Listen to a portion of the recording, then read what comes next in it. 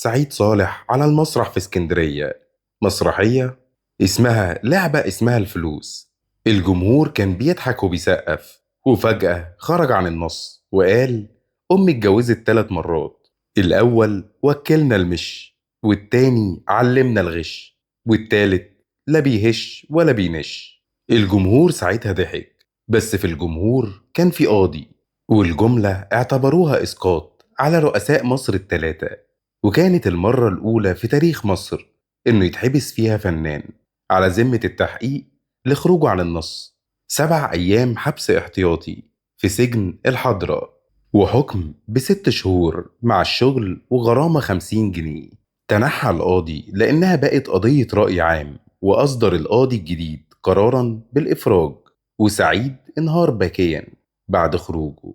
وعادل إمام وصف المحاكمة بأنها محاكمة للفكر المصري. قول لنا رأيك في الكومنتات، كان غلط ولا كان شجاع؟